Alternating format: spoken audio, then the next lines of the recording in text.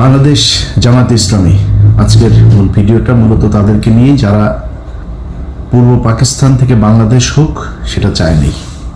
মূলত তারা এই দেশে যে স্বাধীনতা পরবর্তী সময় সেই দেশে বসবাসের অযোগ্য, তারা বাংলাদেশের একটা অপশক্তি, পাকিস্তানি অপশক্তি।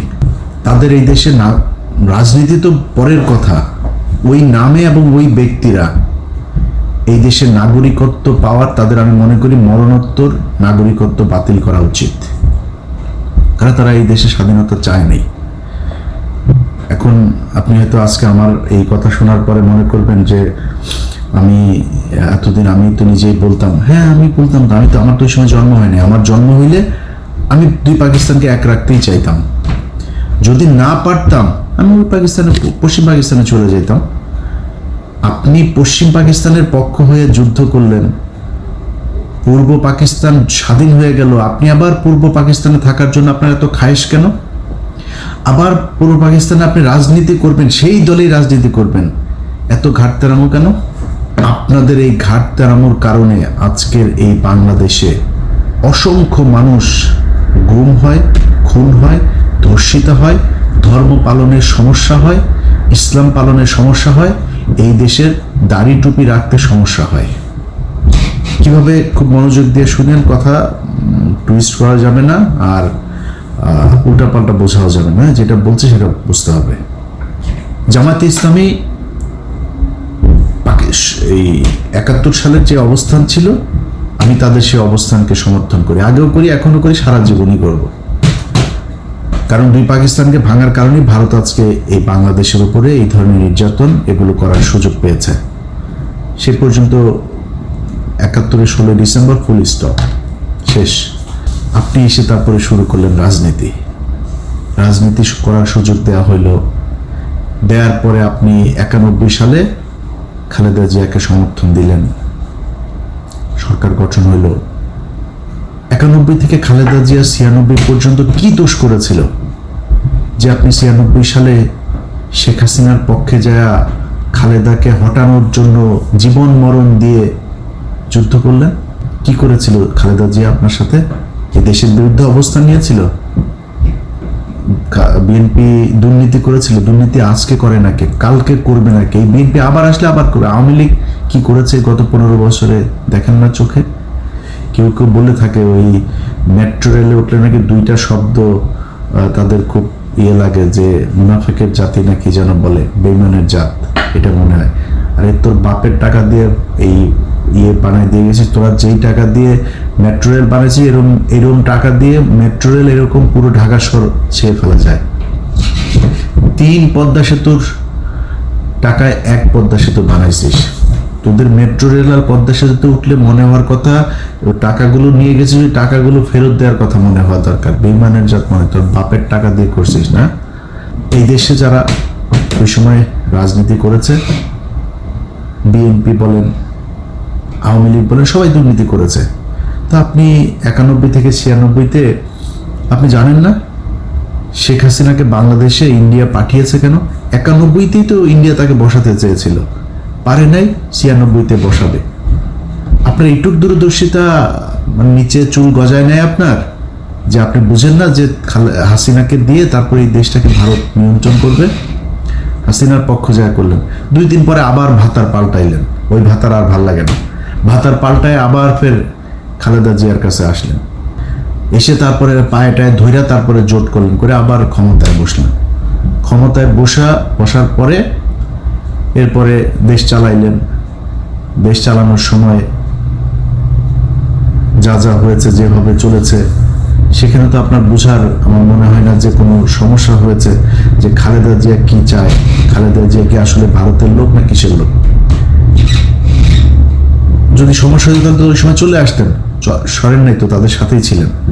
আসলো 2024, মাঝখানের পুরোটার সময় বাদ দিলেন বিরোধী দলে।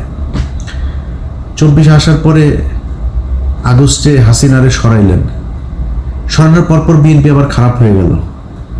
কারণ কি? বিএনপি তারেক রহমান ইন্ডিয়ার কাছে বিক্রি হয়ে গিয়েছে। বিএনপির চোর মানে যদি ধরা যায় 80%ই চোর, মানে এটা করার পর দেশের মানুষই ভাই 90% 99% চোর আমার দেশের, ইনক্লুডিং মি। আমি আমার বাদ দিলাম না, 99% চোর এই দেশে, হয়তো 2% ভালো থাকতে পারে। তো বিএনপি চুরি করেছে, ওটা বাদ। বিএনপি আওয়ামী লীগ এই ইন্ডিয়ার সাথে কিছু করেছিল নাকি? খালেদা জিয়া তারেক রহমান বিক্রি হয়ে গিয়েছিল, 5 তারিখে বিক্রি হয়েছিল। তো 5 তারিখের পরে বিএনপি খারাপ হয়ে গেল কেন হঠাৎ আপনার কাছে? আপনার বাল গজায় নাই যে এই আপনি যদি বিএনপির সাথে দ্বন্দ্ব করেন তাহলে ইন্ডিয়া আবার এখানে ঢুকবে? আচ্ছা, আপনি বললেন যে আপনি কি সবাই মাফ করে দিয়েছেন আপনি আওয়ামী লীগকে। চাচা সমস্যা কি? ভিডিও টিডিও আছে নাকি ভাইয়ের কাছে? টাকা পয়সা লেনদেনের কোনো কিছু আছে? সমস্যাটা কোথায়? আপনি এসে বললেন মাফ করে দিলাম, এটা আপনার কথা হওয়ার কথা না। আরে ভাই, গত 15 বছর এই দেশটা ইন্ডিয়ার কাছে বিক্রি করে দিয়েছিল। আপনি সেই দেশের স্বাধীন হবার পরে আপনি তাদেরকে মাফ করে দিয়া তারপরে তাদেরকে নিয়ে থাকতে চান, কারণ কি? সমস্যাটা কি? এটা বলা দরকার মানুষের কাছে। কোন কারণে, কি স্বার্থ দেখে বা কোন যুক্তিতে আপনি তাদেরকে মাফ করে দিচ্ছেন এত তাড়াতাড়ি? বিএনপি শুরু করলো, জামাত টানছে, আমাদেরও তাহলে সবাই টানা দরকার।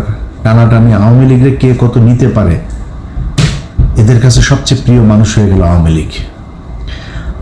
5 আগস্টের পর থেকে আজ পর্যন্ত বলেন, এই দেশে নিজেরে নিয়ে যদি এখন কথা বলতে চাই তাহলে মনে হবে আমি বোধহয় নিজেরে মানে বলতেও লজ্জা লাগে। আমি পিনাকি আর কনক সারোয়ার 2-4 জন আরো আছেন, এদের বাইরে আর কারোর তো আমি দেখি না যারা কিনা ইন্ডিয়ার ব্যাপারে একদম জিরো টলারেন্স নিয়ে তারপরে কোনো কথা বলছে বা কোনো কাজ করছে, কাউরে দেখি না। তো আপনি এদের কাছে নির্যাতিত হইলেন, এতটা দিন ধরে নির্যাতিত হইলেন, এদের ব্যাপারে আপনার কোনো সমস্যা নেই, কোনো অভিযোগ নাই। আমরা ফাইন্ড আউট করে দিলাম যে এই যে এই ব্যক্তি এই প্রতিষ্ঠানগুলো ইন্ডিয়ার ওয়ার করেছে, পক্ষে কাজ করেছে। আপনি তাদেরকে নিয়ে বসায় স্টেজে বসায় তারপরে বক্তব্য শোনাবেন। পিছনে দেখে ওই যে শফিকুল ইসলাম মাসুদ চোখ বন্ধ করে মনে হয় বিশাল ধ্যানে আছে, মানে ওর বাপ ওই সন্তোষ শর্মা বক্তব্য দেয়, ওর বাপের বক্তব্য শোনা মধুর মানে স্টেজে দাঁড়ায় রয়েছে, পিছনে বডিগার্ডের মতো, সোহরাওয়ার্দী বডিগার্ড শেখ মুজিবের মতো ওইভাবে দাঁড়ায় আছে। এটা এই জন্য এই 15 বছর এই জন্য মানুষ জীবন দিয়েছে। প্রোগ্রামটা যারা অর্গানাইজ করেছেন তাদেরকে, সেই জামাতের নেতা যারা সন্তোষ শর্মাকে দাওয়াত দিয়েছেন, সেই ব্যক্তিগুলোকে একটু বলি যে মনে করেন আপনারা অলমোস্ট সবাই জেলে গিয়েছেন, আমি যতটুকু জানি। জেলে যাওয়ার পরে আপনার স্ত্রী বা মেয়েকে পুলিশ আপনাকে ক্রস ফায়ার দিবে এটা মনে করে তারপরে ধর্ষণ করেছে, ধর্ষণ করে পেটে বাচ্চাও দিয়ে দিয়েছে। অ্যাবর্শন তো করাইতে পারে না লজ্জা শরমে। আপনাদের ঘরে যদি এরকম একটা বাচ্চা টাচ্চা যদি থাকে, মনে করেন থাকে, কেমন লাগবে? আসতে কিনা ওইটাও তো আল্লাহই জানে। থাকতে পারে না? কেন বললাম জানেন কথাটা? আলেপের কথা মনে আছে? আমার এই চ্যানেলে একটু পিছনে যায় ভিডিওগুলো দেখেন। এই পুলিশ অফিসার এক ব্যক্তিকে ধরে তার স্ত্রীকে তার স্বামীর ক্রসফায়ারের ভয় দেখিয়ে রোজা ভাঙিয়ে রোজার মাসে তারপরে ধর্ষণ করেছে। দেখেছেন আমার এই চ্যানেলে ভিডিওটা? এরকম 16 জন আমাদের বাংলা এডিশন অফিসে গিয়েছিল। তো বাংলা এডিশনের কাছে যারা গিয়েছে ওরা তথ্য দিতে চায়, নাম টাম বলার পারমিশন দিচ্ছেন। তো আমার নাম টাম কিছু যদি না বলি, কোনো পুলিশের নাম বলতে দেবেন না, ওরা লজ্জায় কারণে বলতে চায় না। তো এখন ওই ব্যক্তি শুধু আমাদের কাছে বক্তব্য দিয়েছিল কারণ ওর স্ত্রী মারা গিয়েছে। এগুলো নিয়ে দ্বন্দ্ব, সাংসারিক দ্বন্দ্ব, তারপরে গর্ভবতী ছিল, এইসব সমস্যা মিলে হঠাৎ করে মারা গিয়েছে। স্বামী স্ত্রীর মধ্যে এটা নিয়ে খুব খারাপ পরিস্থিতি চলছিল, মারা গিয়েছে। সে লোকের কথা শোনেন নাই? ওই লোকের স্ত্রীকে এইভাবে জোর করে ধর্ষণ করেছে। আমরা তো জানি না আরো কত মানুষের স্ত্রীকে এভাবে ধর্ষণ করেছে যারা আমাদের কাছ পর্যন্ত পৌঁছাইতে পারেনি। আপনি মাফ করে দেওয়ার কে? তাদের কাছে জিজ্ঞেস করেছেন? ভারত গেল 15 বছরে যা করেছে সেটার শাস্তি হতে হবে, শুধু শাস্তি না, সারা জীবনের জন্য তাদেরকে নিষিদ্ধ করতে হবে। আপনি 2 দিনের মাথায় মাফ করে দেন। খিলগাঁয়ের জনির কথা মনে আছে? বুকে গুলি কয়টা? 19 গুলি নিয়ে তারপরে মরতে হয়েছিল, ছোট বাচ্চা। তাহলে বাচ্চার কাছে গিয়ে জিজ্ঞেস করেছেন যে ওর বাপের এই হত্যাকাণ্ডকে সে মাফ করেছে কিনা? সারা দেশে সেই 5ই মে থেকে শুরু করে বিভিন্ন সময় এই দেশে গণহত্যা চালিয়েছে। ঠিক যখন আপনি কথাটা বলছিলেন তার 1 মাস আগে, 15 দিন আগে একটা গণহত্যা চালিয়েছে। আপনি তাদেরকে মাফ করে দিচ্ছেন এত তাড়াতাড়ি। নিশ্চয়ই চাচা মিয়া ভিডিও টিডিও কোনো মমতাজ টমতাজ কারোর সাথে মনে হয় আকাম কুকামের কোনো ভিডিও আপনার আছে আওয়ামী লীগের কাছে বা রয়ের কাছে, এই জন্য আপনি বক্তব্য দিতে বাধ্য হয়েছেন। এটা আপনার বক্তব্য হওয়ার কথা না। আমি একজন মানুষ হিসাবে, সুস্থ মস্তিষ্কের একটা মানুষ হিসাবে এটা আমি মনে করি না। হয় আমি পাগল হয়ে গিয়েছি, নাহলে আপনার কোনো ভিডিও টিডিও কিছু একটা আছে, নাহলে আপনি মাফ করতে পারেন না। আপনাদের অনেকের খারাপ লাগতে পারে ভাই, এই দেশের এই জামাত ইসলামীর কারণে। আমি সরাসরি বলি, ধরেন আমি কয়েকদিন আগে ওই যে বিরিয়ানি আলম সাহেব বলেছিলেন, তার সাথে আমার ওয়াশিংটনে আমরা মুশফিক ভাই টশিক ভাই এরা কয়েকজন ছিলাম একটা প্রেস ব্রিফিংয়ে এখানে। তো আমার জিজ্ঞেস করছিল যে আপনি নির্বাচন হলে কারে ভোট? আমরা নির্বাচনে জামাত ইসলামে ভোট দেবো। এখনো এটা প্রকাশ্যে, মানে এটা আমি যেটা বলি আমি সবার সাথে কথা ওইভাবেই বলি। জামাত ইসলামে দেবো। কেন জামাত ইসলামে কেন দেবে? আমরা জামাত ইসলাম বিএনপি দুইটা আমার কাছে সমান দল, কিন্তু যেহেতু ওরা ইসলামটাকে একটু প্রেফার করে তো আমি এই কারণে জামাত ইসলামকেই ভোটটা দিব, বাট আমি বিএনপিকেও পছন্দ করি। এখনো বলছি, এই এক কারণে জামাত ইসলামের প্রতি মানুষের যে দুর্বলতা, এটার কারণে বিএনপির চাইতে আপনারা অনেকেই হয়তো জামাত ইসলামের অনেকে, আমার তো মানুষ জামাত ইসলামী মনে করে, তো কালকে হয়তো মনে করছে আরে ইলিয়াস কি সমস্যা, কি ইলিয়াস তো জামাতও করেনি, তাহলে আসলে করে কোন দল? এখন আমি জামাত করি না, কিন্তু বিএনপির লোকজন কিন্তু আমার জামাত বানায়। এই যে জামাত বলা হয় এটার কারণ কি জানেন? এটার কারণ হচ্ছে ওই যে ধর্মীয় কথাবার্তা বলি। যখন অফিসে জব করতাম টিভিতে রোজা রাখতাম, রোজা রাখাই তো আবার মাঝে মধ্যে ধরেন শুক্রবারে নামাজ টামাজ পড়ার জন্য সময় চাইতাম অফিসে।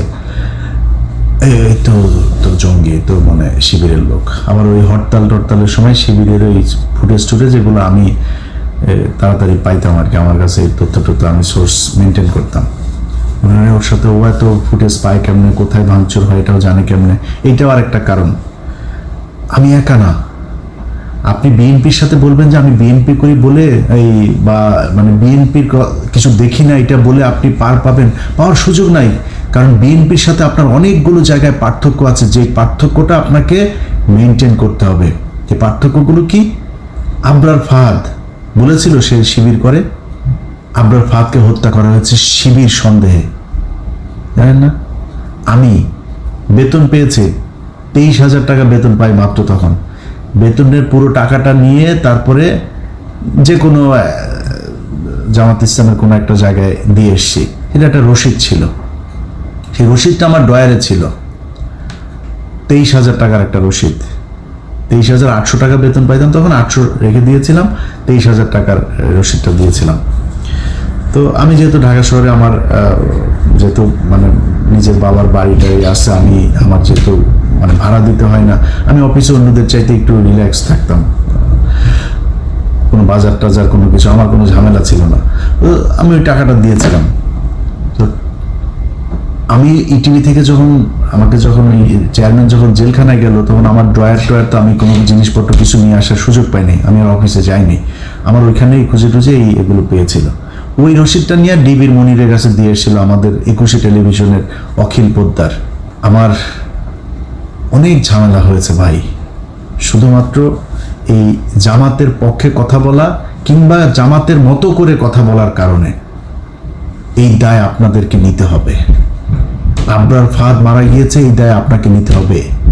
আপনি ইসলাম নিয়ে রাজনীতি করেন, এই জন্য আপনার নামে যাদেরকে ফজরের নামাজ পড়তে যাওয়ার কারণে জঙ্গি বানিয়ে শিবির ট্যাগ দিয়ে তারপরে ফাঁসি দেওয়া হয়েছে, ক্রসফায়ার দেওয়া হয়েছে, যাদের স্ত্রীদেরকে ধর্ষণ করা হয়েছে, এর সব দায় জামাত ইসলামকে নিতে হবে। এই জন্য আপনার দায় অনেক বেশি বিএনপির চাইতে। বিএনপি তো ভাই খালি খালেদা জিয়া, তারেক রহমান, জিয়া পরিবার বাদ দিলে বিএনপির 90% মানুষের সাথে আওয়ামী লীগের কোনো পার্থক্য নেই। আপনি যদি নাকি এই ভারতের ইস্যুটার সামনে নিয়ে এসে যদি বলেন, ভাই বিএনপির বহু মানুষ আছে।